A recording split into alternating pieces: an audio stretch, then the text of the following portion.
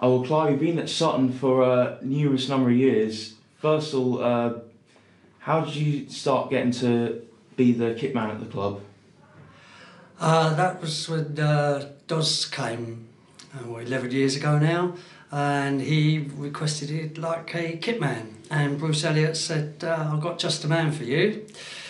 And so he approached me and said, would I like to be the kit man? I said, oh yeah, I've done most things around the club, I quite enjoy that one. And of course the first thing I said was, how much do I get? And Bruce says, Clive, you're a supporter, you don't get paid, you only get expenses. I said, oh, that's fine, that suits me. That's how it all started, and I've been a kit man ever since.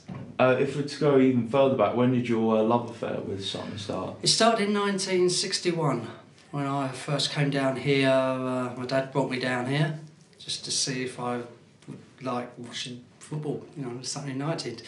And I got hooked straight away. I wanted to go the next week, and they brought me down the following week. And the people who were doing the catering at that time, Theo and Cyril Bridgeford, asked if I'd like to be their tea boy. And I thought, hey, I could get in for no, didn't have to pay to get in. And as I say, I started as a tea boy, and it went on from there. You must have seen some great eras back in those days as well. Oh, it was absolutely brilliant. Some of the football that was played then was fantastic.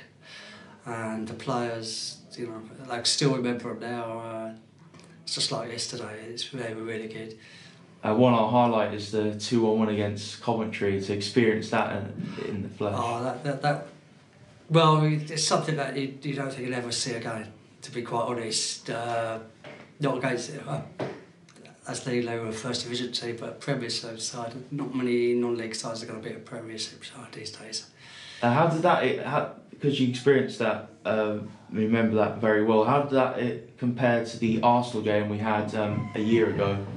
That actually was mind-blowing, to be quite honest, to have a team like Arsenal coming down here and all their star-studded players, £1 million worth of players, and they were really fantastic after the game as well.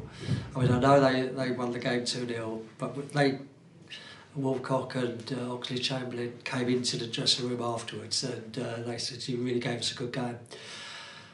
And we, just to be on the same field as them is fantastic. And what does your role entail on a day-to-day basis with the club? Day-to-day basis is making sure that all the kit, training kits, that the players has everything, their boots, their training kit, whatever the players want, I'll try and get it. They have their breakfast on Tuesdays and Thursdays, Mondays, Tuesdays and Thursdays, they have the breakfast. I set that all up for them. And then the match days, it's making sure they've got all their energy drinks, make sure they've got all their bits and pieces, what will make them feel really good to go out onto the field and perform. James actually told me about a van that you've got as well as the Angel Plastics van. Yes, for the last 10 years I've actually been driving around in my car. The club actually got this Angel Plastics van, and it's really good. They've got driving along with Sutton United written all over it, and it's really good. It saves my car. And you get so much in it. It's amazing how much you get in it. And over recent years, how much has the club changed as a whole, obviously under Paul Doswell's reign? A lot, to be quite honest.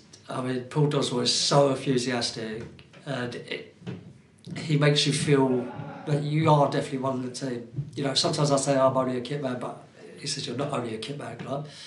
You do lots of other things. I do stats as well. I know we've got a statistician now and everything else, but I still do the stats up to half time, just in case Paul wants it. Just wants something quickly to be given to him, and. It's just fantastic. The whole atmosphere in the dressing room is good.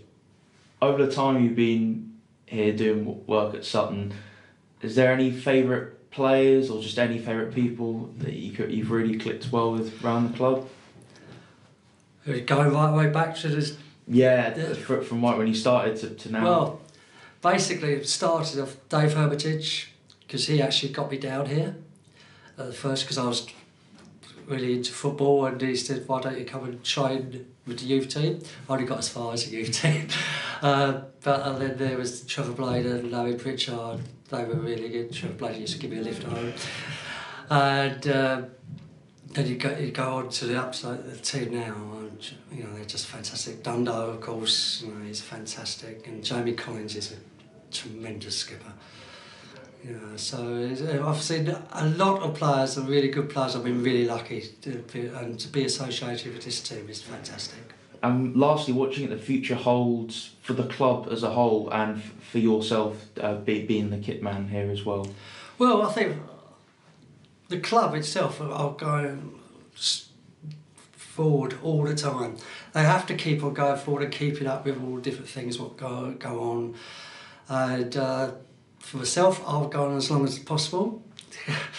That's it. Paul Doswell is, I would say, our #1 manager now over all the years. We've had some really good managers. You got Sickham, Barry Williams, but Keith Blunt. But Paul has got so much enthusiasm, and he leads you and pushes you to go that extra mile for everybody. And that's what it's all about. Clive, it's been fantastic interviewing you, hearing your stories and memories, and yeah, thank you very much for your time. It's great, thank you.